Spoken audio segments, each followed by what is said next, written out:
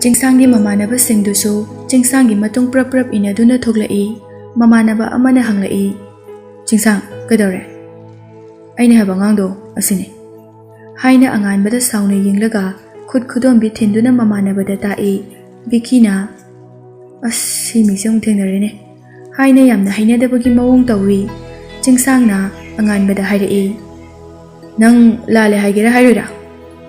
anganbana Chingsanggi mamanabasingduda yengbada mamanabasingdu nahangi thodoktuda yawba mamanaba amata yawde yawraklibasingdudi kestu khazana khangdaba Chingsangna tamba wari khaktama khangba ngaktani haiba khangbadagi masa phatharaga tapna hairai yamba su wakal khitang khandhabiyo thokiba thodokto yamba hoina akhoi je hoida abetari nena phajadaba mawong tawbududa thokibane adusu akhoi di chatlage na chatpa horabane yamba hoina usit thawoidaba tawrakpadagi khuthana khibane adusu yambagi marup singduna hana changsilaga aingonda khutharakpane aidi isanga thokjabane Chingsang anganbada mit khana yengduna lei Chingsanggi marup amana Chingsang to nangi wari su tare angang sigi wari su tare angang sisu kaisu lande sauna ba haise wakal phathaba walakpadagine mamanaba amana amuk hairai hoine adubu thaksi kasi haiba amadi leidana makhongna su kawi iyamba ai lale khak hairaga loiraba wabduda nangsu kakpa madi yawri haina anganbada hairai bikina mana sulaladaba potuda kamai lale haidono khut thanarapadubu mina puraga tumina leigadro Chingsanggi mamanaba amana amuk hairai noi thaksi kasidi khara wale adubu ngasigidi chalo nongu matang chabata tambige Debchanna thaksi kasi haibase makha thabana mathak thongbada chatkadabali chatsajat mathak thongbana makha thabada chakadabane amana wanga adi amana nimtharakani Chingsanggi mamanaba amana karemnaba minok amaga loinana amuk hairai nangido akhoida poktakpira Chingsangna anganbada mamit khana yenglaga usittana hairai petawa nangi maramda aina thijilabane nangi thangtanaga oibiyaroi anganbasu thangta palakpaduda I khangwang wangkhalai Chingsangda sauna mamit khana yengi magi mawong leiriba masagi phibam aduda kainom tawraktawri haiba anganbana khangi Chingsangna leplambadagi yamna thuna makhong yetna kawbugi tat tawduna khutum oina anganbada thinjilai anganbasu thuna laithoi adubu makhut hanbagi khudong chaba phangde Chingsangna yetna amuk thinjilai anganbana khutning manakong khumna haigatuna ngai adubu Chingsangna yamna thuna masa khingna kaw thinba jara combination attack changsilai juice bar adugi mapanda thariba table chokprigadu mafam marang khangdana chaire anganbasu ngakpa theiba tawduna maning hali Chingsangna nakthangda thilakpa ama anganbana ngakna pali Chingsangna anganbadagi wangba khara henbagi Chingsangna khudong chaba khara su helakpani adubu masa pabadi manei Chainana anganbada haifet sugatli Chingsangna chongkhalaklaga leiraga kawrakpa bekikta anganba makhut anina ngakna kiktugi sapuna maning halaga tuwi tawi Chingsangna anganbada mamit khana yenglaga lepi anganba magi purit khudangda amot papakpudu kanthokpaga Chingsangda masu mamit khana yengi magi mamanaba singsu magi manakda lepi aduga Chingsanggi mawongdu haifet ngaknei Chingsangsi karigumba khara haire haiba anganbana khangi juice bar adu leirak amagi khitang machinwai oiba main road tagisu adum ubada leibani midi kaya chatte adubu lambi mataida leiramba mi khara leptuna yengli phone puthoktuna video namdoi tawri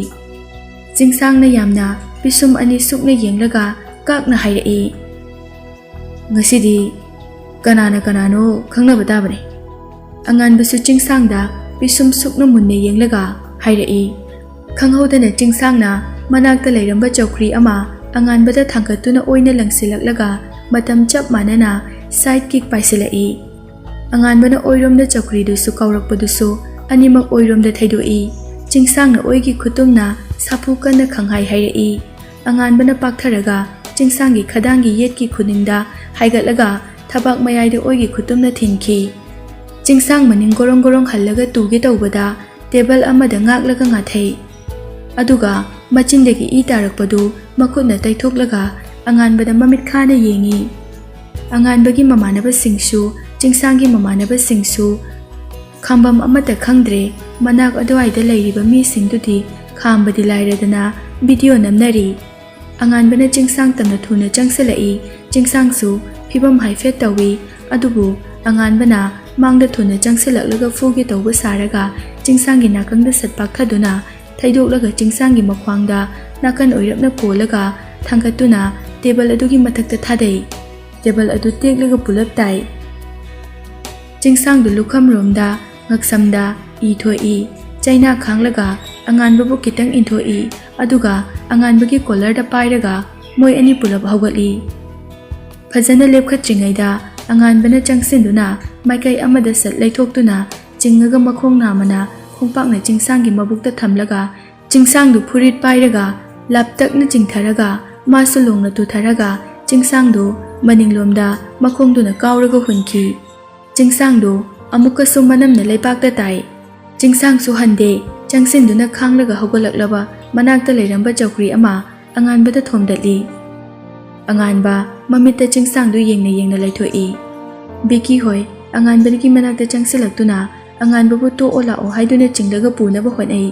chingsangsu magi mamanaba singduna pukhinaba tawi chingsangdi phajana lepa ngamdre masa kontharaga khara wana lepi mamanaba singna su shammi anganbatu mamanaba singna haibadu yaraduna mamai laithoktuna chatpa hawi chingsangna ngaikho haina kanna lauraga mamanaba singdu inthoklamnaga anganba hoi tamna thuna changsilai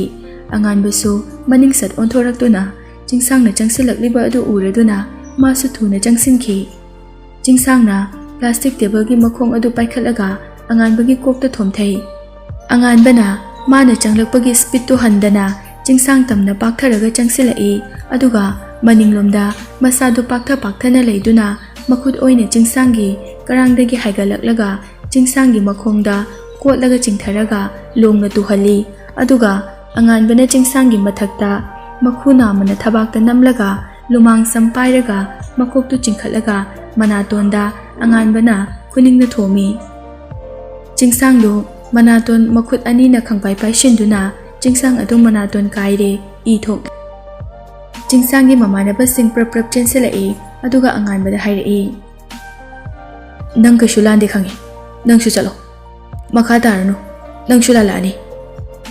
anganbagi mamanaba singna anganbabu puthoklaga gari kakalaga chakhi chingsangsu mamanaba singna samlaga gari da haptuna pukhi juice bar gi mapudu table chokri sing tekkaibugi koilaw lawduna lehawi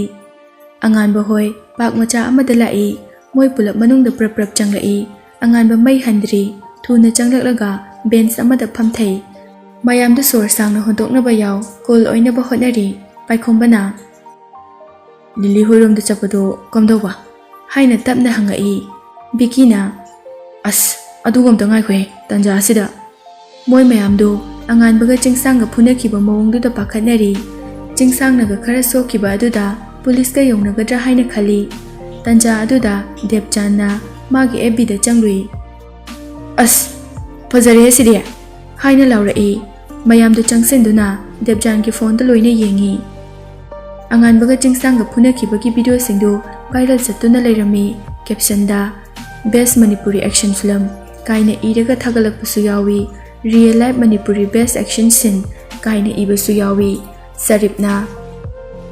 ngasai video namkibani ne madu singdu orangani ye prakash na pakhat kadro harau gadro karino berani doise angan basu changsin duna yenglai bikina comment singdu yengi nei re donayan le hore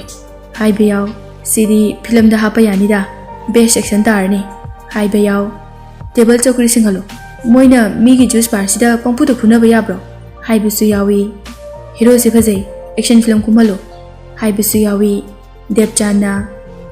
kai hai do no khangre torise pai khombana moi gi bar gi pochai thugaiba police का ताकलादी कमाई तौनी अदुनीने आइसु खलिसे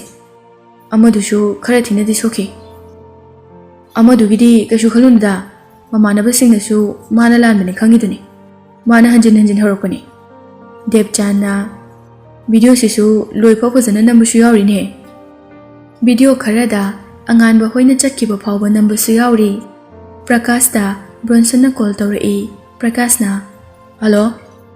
अंगानबगी मी फुनबगी video खरा viral फजन चटलिने कायदनो कमाइदोइनो प्रकाश मथा साबगी मवंगदा हाइरई सगोलबंदने अदुगी मथा सारमिने कईगी मथा साइनो सिदि थिनाइरे हेलेना अंगानबदा कॉल तौरई अंगानब फोनदु ngaihak yengi aduga painingda paikhatli hello कईगिनो मी फुनरिसे अंगानब खुमदे मयाम ममांगदा फजदे कईगिनो मरमदो आइसु खांगे अंगानब मचेगी मिस कॉल ताखरे अंगानबना होरेन कोना सानरसिको अखोय जेगी मिस कॉल ताखरे कॉल ताखरे अमदा कॉल बैक तौगे हाइरगा हेलेना की कॉल दो कई अंगानबना मचेदा कॉल तौगे तौबगा बिकीदा अंगानबगी ममाना कॉल तौरई हेलो इमा लता पाखतना बिकी नोय कायदा लेगे अंगानबना मी फुनरिदो करिगिनो अंगानबदो सोक्त्रो बिकीना अंगानबदी सोक्ते इमा अखोय युम हलइये यौरक्तोरे ममा लताना लाओ लाओ इमा होय ngairamaगे होय मा यौशिलागे हाइरगा कॉलदो थम्मी अंगानबा नोय माने लाओ युम हलसे हाइना अंगानबदा हाइरई मोय पुला पार्कदगी थोरई पार्क की गेट मचादो यौरकपदा कॉल अमा लाकपा अदुदा अंगानब फोनदा येंगी दा थौबा कॉलिंग हाइना थारमी चलंबदगी अंगानब लेपलगा फोनदुदा ngaihak येंगी अदुगा कॉलदो पाइखली दा थौबा वीडियो फजबा मोइदा थौबदी मागी इंस्ट्रक्टर निना चैरकद्रा हाइना अंगानबना पाखली अंगानब खंगाई हाइरई दा थौबा मोय युसिदबा मवंगदा आई खांग मंगमदबदगी थोखिबने कायदा लेगे नंबो युम यौरबो यौद्री इमानबसिंगा हलइये फरे फरे युम यौरगा कॉल तौरो होय याम्बा हाइरगा कॉल अदु थमखी अंगानबा मयुम यौरई बिकी होइसु यावरी विक्टोरियागा ममागा सुमांगदा लेरमी अंगानबा खोय गाड़ी थौजिलगा कुमथरकपा अदुदा विक्टोरिया चंगसलगा हाइरई कमाइना मुक थेंगनरुइनो अइना मनरुनो हाइड्रो मयाम मांगसिदा सि फजब्रो तौरिसिबो जूस बार अदुदा लेरमबने चे हाइना तपना खुमलई ममा लताना करी तौबदगी खनरिनो मे नंगबो अखोइना चलगेना थोलकपदा तानारकपने मपाना खामागा नंग लाले हाइगेरा हाइरोराना हौरकपने बिकीना इमा अंगानबगा अदुफाव फजना बेवर कायदना खुमबने मोय अहनी हाइबगी खुदोंग चाबा लौरगा अंगानबना अरानबा तानाबा तौबदगी थोखिबने ममा लताना इचानदी लालमलोय आइसु खंगी मचेबु कन्नबा होटनबदगी थोकलकपने अदुबु वीडियो सिंग असिना कनाना नमलिबनो पुलिसनगा फाबा लादी कमाइ तौनी मतमसिनसु फत्तबगा आइदी याम पाखली देवचाना फारोइदैमा अमदुगिदी ममानबसिंगदुनसु अंगानबा लांदे खंगबने मोय ममानबनना हेक्ता लाले हाइबा यादबगी हाइदबने बिकी होइसो अंगानबगी ममागा मचेगा थेमजिलमलगा मयु मयुमदा चटनख्रे नुमिदांगनी विक्टोरिया फामुंगदा हिपलगा वखल खली विक्टोरिया दी पाखली कॉलेज काबदा करी करी तौरकद्रा हाइना मौपाना बुदी लांदे खंगी चिंगसांगना उसितबा हेंजलकपदगिनी खंगी अदुबु मौपाना मी फुनबगी वीडियो वायरल चटपगी इकाइबा अमसु फावी तंजा अदुदा मेसेज लाई विक्टोरिया मोन नाकंदगी फोन दु लौरगा मेसेज अदु येंगी जिना मतौ लेबी मोय अहुमगी ग्रुप मेसेज ओइरमी मतौ लेबीना थबल चटनब्रो जिनाना अखोइदी थर्ड डे दा लैये मतौ लेबीना अखोइगिना फोर्थ डे दने विक्टोरियाना नोय अनि थबल तौ लेरे अइना मथा सारी जिनाना हैमा अखोइसु ngah काउथोरे आई कॉन्फ्रेंस कॉल तौरके वारी फजना सासे अंगानबगी कादा अंगानबा थौबदा कॉल तवी थौबा कॉल पाइखलई दा थौबा कमाइ तोइनो ngसाइदुबो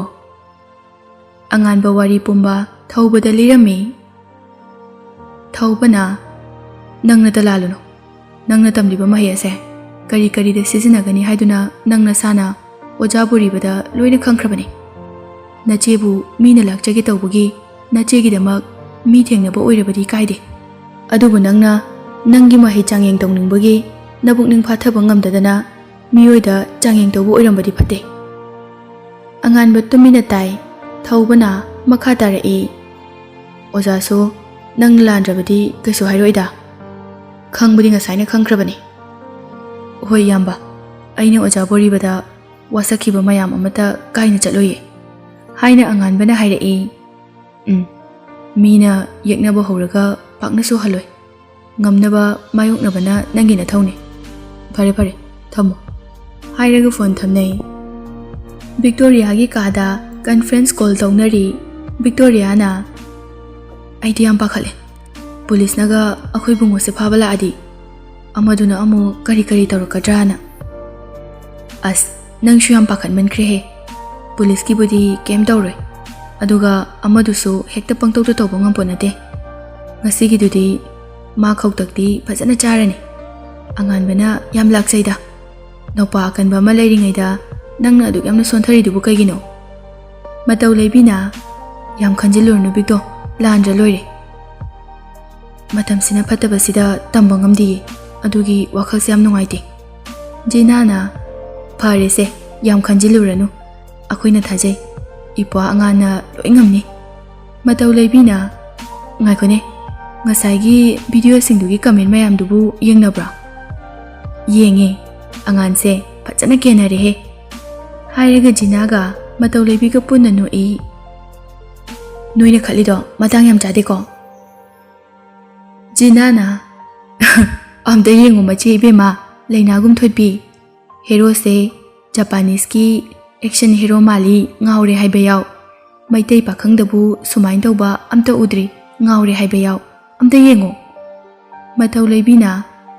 ꯚꯥꯏꯔꯦꯜ ꯈꯨꯆꯠꯇꯣ ꯄꯨꯔꯥ ꯃꯑꯣꯡ ꯑꯃꯗꯅꯤ ꯆꯠꯂꯤꯕꯁꯦ, ꯑꯉꯥꯟꯁꯦ ꯄꯨꯔꯥ ꯄꯣꯄꯨꯂꯔ ꯑꯣꯏꯔꯦ, ꯄꯣꯁꯁꯨ ꯌꯥꯝ ꯇꯥꯏꯗ꯫ ꯚꯤꯛꯇꯣꯔꯤꯌꯥꯅ, ꯑꯩ ꯊꯝꯃꯒꯦ, ꯆꯥꯛ ꯌꯥꯝ ꯂꯥꯝꯃꯦ꯫ ꯂꯥꯝꯃꯛꯑꯅꯤ ꯅꯪ, ꯆꯥꯔꯨꯔꯣ ꯆꯥꯔꯨꯔꯣ, ꯊꯣꯠꯆꯅꯧꯖꯕꯤ, ꯆꯥꯒꯟꯕꯤ ꯌꯥꯡꯒꯟꯕꯤ꯫ ꯚꯤꯛꯇꯣꯔꯤꯌꯥꯅ, ꯊꯝꯃꯦ ꯍꯥꯏꯔꯒ ꯀꯣꯜꯗꯣ ꯀꯛꯏ꯫ ꯑꯉꯥꯟꯕ ꯃꯥꯒꯤ ꯐꯃꯨꯡꯗ ꯃꯈꯣꯡ ꯌꯥꯟꯊꯗꯨꯅ ꯐꯝꯂꯒ ꯋꯥꯈꯜ ꯑꯃ ꯈꯟꯕꯒꯤ ꯃꯑꯣꯡꯗ ꯂꯩ꯫ ꯐꯣꯟꯗ ꯃꯦꯁꯦꯖ ꯂꯥꯛꯄꯒꯤ ꯃꯈꯣꯜ ꯑꯗꯨꯗ ꯃꯣꯟ ꯃꯅꯥꯛꯇ ꯂꯩꯔꯤꯕ ꯐꯣꯟ ꯑꯗꯨꯗ ꯌꯦꯡꯉꯤ꯫ ꯃꯦꯁꯦꯖ ꯑꯃꯒꯁꯨ ꯂꯥꯛꯏ꯫ ꯑꯉꯥꯟꯕ ꯐꯣꯟ ꯑꯗꯨ ꯄꯥꯏꯈꯠꯇꯨꯅ ꯃꯦꯁꯦꯖ ꯑꯗꯨ ꯆꯪꯗꯕꯤꯗ ꯌꯦꯡꯉꯤ꯫ ꯍꯦꯂꯦꯅꯥꯅ, ꯀꯩꯗꯧꯔꯤꯒꯦ? ꯉꯁꯥꯏꯒꯤꯗꯣ ꯌꯥꯝ ꯈꯟꯖꯤꯟꯒꯅꯨꯀꯣ, ꯅꯪꯅ ꯂꯥꯜꯂꯝꯂꯣꯏ ꯍꯥꯏꯕ ꯑꯩꯁꯨ ꯈꯪꯉꯤ꯫ ꯑꯉꯥꯟꯕ ꯐꯣꯟꯗꯨ ꯌꯦꯡꯂꯝꯂꯒ ꯃꯣꯟ ꯃꯅꯥꯛꯇ ꯑꯃꯨꯛ ꯊꯝꯈꯤ꯫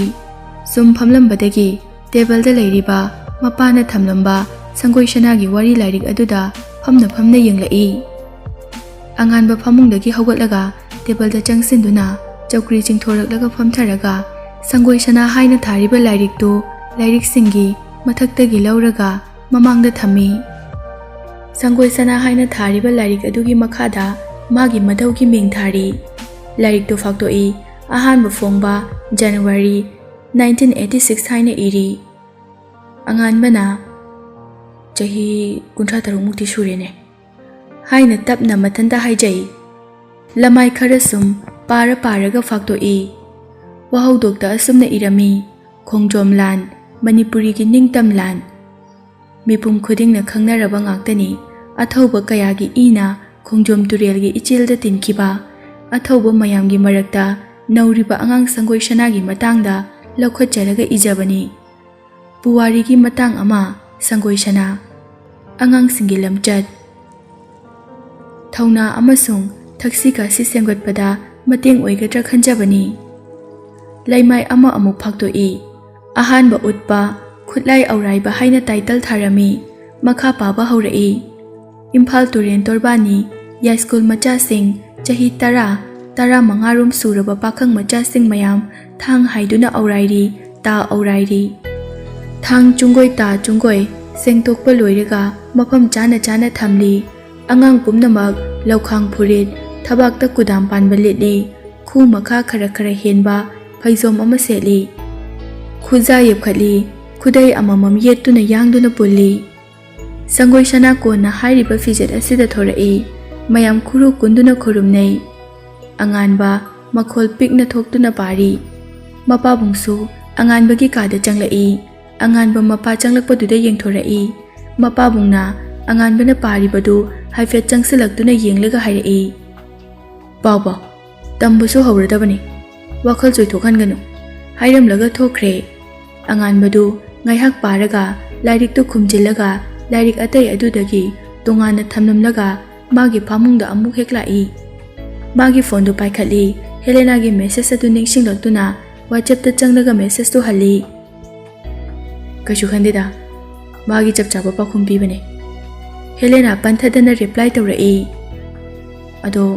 nang phunabaga tamro yam hai amaduna wangba helasu ahan oirasu nangna yam hele kem tamdida ngaki saubugi mathomta thorkhibane thajadida nang kaidomdi tamba male ai apangba nateko aduga video singduda nupi mayam amana hero male post samdai ngauri ga hari mayam do ai sauninge anganba mathanda noi nangsu yam khajandinuda ado ai tumage ko hayeng ayu babunga thaba ama chase hai mabuk ningdana harauraga waso hekta loshilakpa anganba makhata na handre ebida changaga video do amuk yengi comment singdu changlaga som yengbada nupa amana asumna comment pirami nupa adugi maming David TKD hairami aigi opponent oiba chapcharine good anganba pisum khara suklaga nupa adugi account da changlaga yengbada taekwondo national player haina irami madu ubada anganba bab taraduna chinbal nama haifet chinglaga noi